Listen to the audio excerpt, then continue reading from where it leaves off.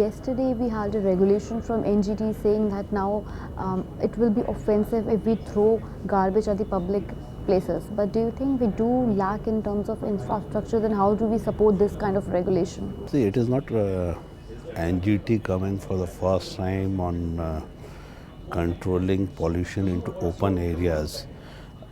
Because as such, this is a menace, everyone is aware of it. It is only the lack of implementing agencies to enforce the rules and regulations that are in place. For that reason, you find general littering going around in whole of Delhi. People throw their garbage indiscriminately, that creates a lot of problem. And then it becomes a real headache for the municipal bodies to collect the garbage. That's why we had to, NGT had to give clear directions as to what would be a punishable offense or what kind of penalty can be imposed on the person who is polluting the environment. Obviously, this would involve certain implications in terms of implementation of the directions given by NGT, wherein certain powers need to be given to the corporate body, corporations and other agencies to collect these charges. So Delhi recently witnessed in early November a blanket of smog around. There was a blanket of smog around Delhi. So do you think such issues, such environmental issues, do affect our tourism industry and they do affect our GDP as well? When the tourism is hit, it affects the GDP indirectly.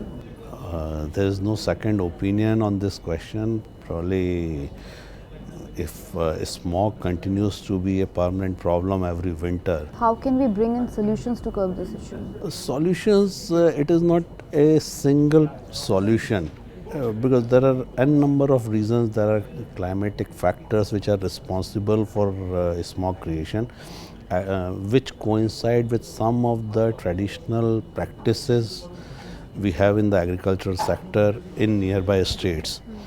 Then vehicular pollution. So it is not a single factor for which the entire blame can be placed upon that particular, say, vehicles only are responsible, or crop burning is responsible, or industrial operations are responsible for for creation of a smog. We have to attack each and every individual problem so that we can find a workable solution for controlling the smog. And probably that is the reason why NGT gave a series of directions on each of the aspects. Somehow the more highlighted ones were related to crop burning and vehicular pollution only. Whereas for other sectors also, like construction industry or for industries, NGT issued number of directions. So everyone needs to be tackled with. So how can we bring in environmental solutions while we are planning the development of smart cities for the near future? There are many factors on which smart cities are built, but still we lack in terms of environmental infrastructure. I'll just give you one example. We are dealing with a particular matter. Then it was noticed that, say for example, we take example of sewage. Now sewage by definition itself would mean that we are going to treat domestic sewage alone. But look at the setup we have in Indian towns, majority of the towns, where you have industries operating in residential area. Then you have, apart from the industrial pockets themselves, you have nursing homes, you have hospitals, you have slaughterhouses, everything in the residential area. And all of them are discharging their effluents, which gets mixed to the sewage itself. Probably to treat sewage alone in a sewage treatment plant is not going to be a workable solution, because that sewage is not sewage actually, it is effluent. And effluent will have a different characteristics in terms of its composition. This is where this would be very relevant for the concept of smart cities. If one has to develop smart cities, unless until we look into the realities of Indian towns, then only we can plan in a better way. And so, how important do you think is to focus upon the term sustainable development while we are planning a smart city?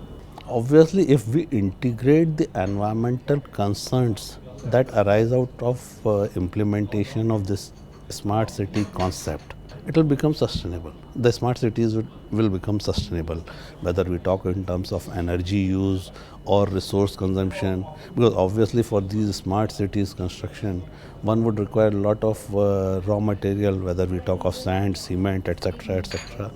Then you need water, from where the water for the construction purposes would come. Right now, there is no regulation. The construction industry uses fresh groundwater or potable drinking water for building construction. Is it appropriate? Probably for building construction, there is already a guideline in place wherein only sewage treatment, water from sewage treatment plant should be used. But no one is doing that. So, in case of smart cities, if we can integrate these concerns, it will be a good solution. And similarly, take example of metro. Metro is a very good concept. It is working very well.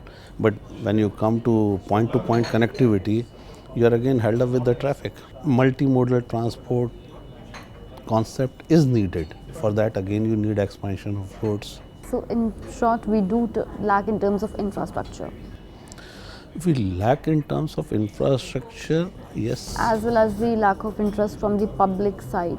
Lack of interest, again, that was a very relevant question or consideration raised by one of the participants who said, see, we have come up with the concept of the smart cities, but have we created sufficient awareness among the masses who are going to be living in those smart cities? Correct.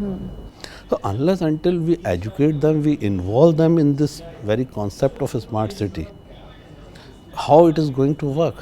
Because this was one question raised by the one of the participants, that everyone is using smartphones. How many applications we use from those from that smartphone? Same thing will happen in case of smart cities. Correct.